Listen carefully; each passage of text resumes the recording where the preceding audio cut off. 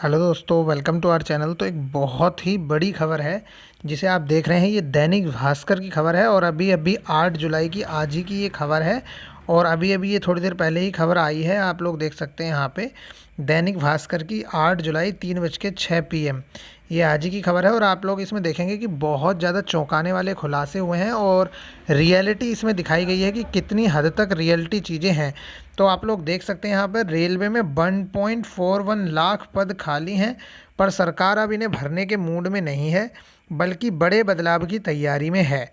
ये आप देख सकते हैं, इसके नीचे लिखा हुआ है कि रेलवे ने 2018 से अब तक रेलवे ने सुरक्षा विभाग में 72,274 और गैर सुरक्षा में 68,366 खाली पदों का ऐलान कर चुका है। रेलवे ने जोन प्रबंधकों को पत्र लिखकर नई भर्तियां नहीं करने, ये देखिए आप, और खाली पदों में 50% की कटौती करने की बात कही थी।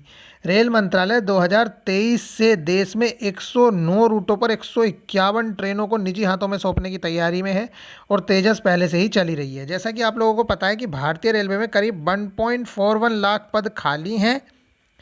पहले रेलवे ने इन पदों के लिए वैकेंसी निकालने का फैसला किया था, लेकिन पिछले हफ्ते रेलवे ने तमाम जोन प्रबंधकों को पत्र लिखकर चौंका दिया और इस पत्र में नई भर्तियां नहीं करने और खाली पदों में 50% की कटौती करने की बात कही गई थी। इस पर विवाद शुरू हुआ तो रेलवे ने अपनी बात से मुकर गया, लेकिन यह कोई नई और छिपी हुई बात नहीं है कि भारतीय रेलवे अब निजीकरण की पटरी पर दौड़ने की तैयारी कर रहा है। एक्सपर्ट्स क्या बोल रहे हैं? सरकार की बातों पर यकीन नहीं है, और बिल्कुल सही बात है। यकीन करें भी कैसे, क्योंकि ये लोग, आप लोगों को पता है, बार बार अपनी चीज़ों से बदल रहे हैं। क्योंकि प्रधानमंत्री मोदी ने खुद कहा था कि मुझसे ज़्यादा अच्छा कोई रेलवे को नहीं जानता है जितना मैंने रेलवे को जाना है, और मैं बहुत ज़्यादा मेरा लगाव है और रेलवे कभी प्राइवेट नहीं होगा। और आप लोग देख सकते हैं क्या इस समय चल रहा है। अपनी लेट लतीफ़ी हादसों की वजह से चर्चा में रहने वाली भारतीय रेल अब कोरोना से उपजे वित्तीय संकट की जद में है।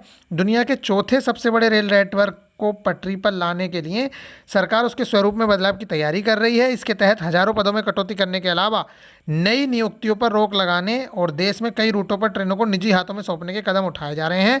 इस कवायद के चौतरफा विरोध के बीच रेलवे ने सफाई दी है कि सुरक्षा से जुड़े हुए पदों में कोई कटौती नहीं की जाएगी, लेकिन विशेषज्ञों का कहना है कि केंद्र एक सोची समझी रणनीति के तहत विदेशों की तर्ज पर रेलवे को निजी हाथों में सौंपने में जुटी हुई है।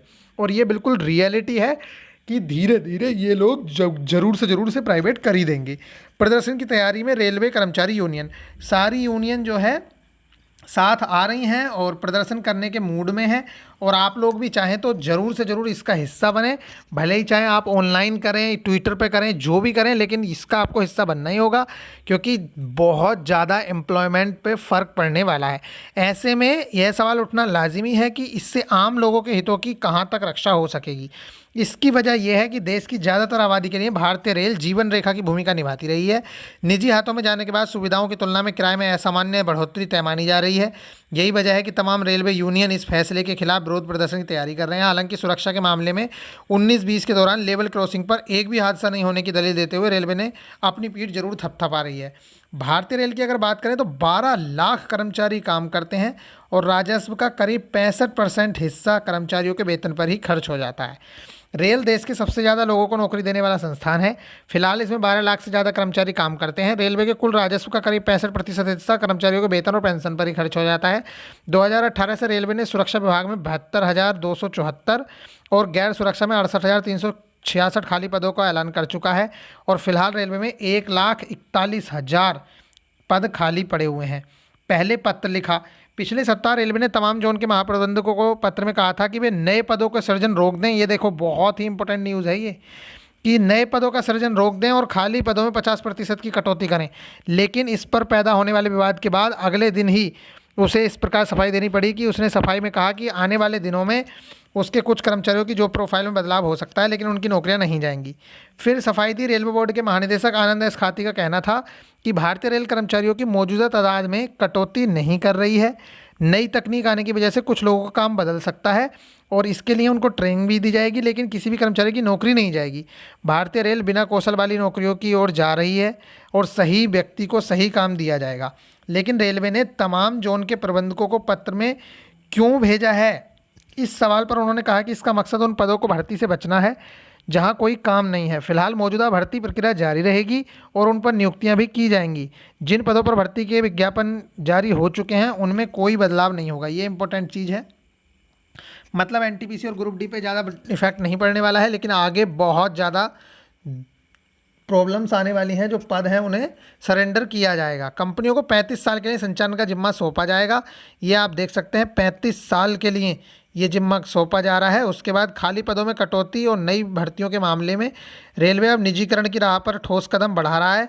हालांकि तेजस जैसी ट्रेनों के साथ ही वह शुरुआत पहले ही कर चुके हैं, लेकिन अब देश में 109 रूटों पर 151 ट्रेनें चलेंगी और 2023 तक ये चलेंगी। संचालन के लिए चुनी जाने वाली कंपनियों को रेलवे को विभिन्न मद में एक निश्चित रकम देनी होगी।